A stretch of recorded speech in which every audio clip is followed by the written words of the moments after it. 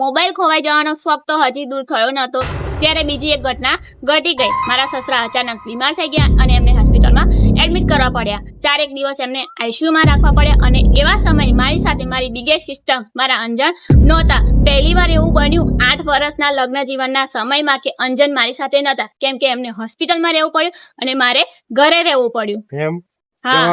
જવાબદારી અમાર બંનેની હતી, અમારી ફેમિલીની. એટલે હું ઘરે રહીને બધું સંભાળ્યું અને એમને હોસ્પિટલમાં રહીને એમને હોસ્પિટલનું બધું સંભાળ્યું. પછી શું કર્યું તમે? ઘરે રહીને જવાબદારી હતી, ઘરની ઘરનું કામ. અમારી શોપ છે તો શોપે મેં અને મારા દિયરે સંભાળ્યું અને હોસ્પિટલમાં અંજન અને મારા જીજાજી બંને હોસ્પિટલમાં રહીને હોસ્પિટલનું બધું ટોટલી સંભાળ્યું છે. બંનેનો થેન્ક યુ. અને આવી રીતે અમે આ બધું મેનેજ કર્યું છે અને આવી જ રીતે આગળ બી અમે હેન્ડલ કરીશું જ. બરોબર. આજ વિડીયો અપલોડ થશે. આવો પ્રોબ્લેમ થાય તો આવી રીતે બધું હેન્ડલ પણ કરવું પડે.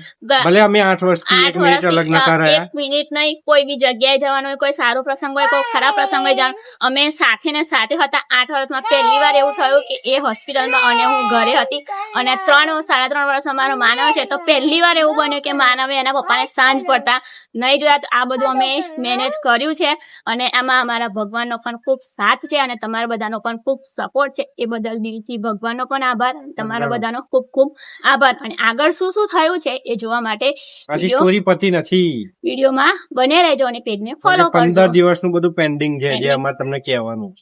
અમારા 2 બ્લોગ પણ પેન્ડિંગ છે, બધું મૂકવાનું છે. પરિક્રમાના પાછળના બધા વિડીયો પેન્ડિંગ છે. 2 મિનિટ જે અમે કશું કરી શક્યા નથી એ ધીમે ધીમે અમે કમબેક કરીએ છીએ અને અમને સાથ સહકાર આપતા રહેજો.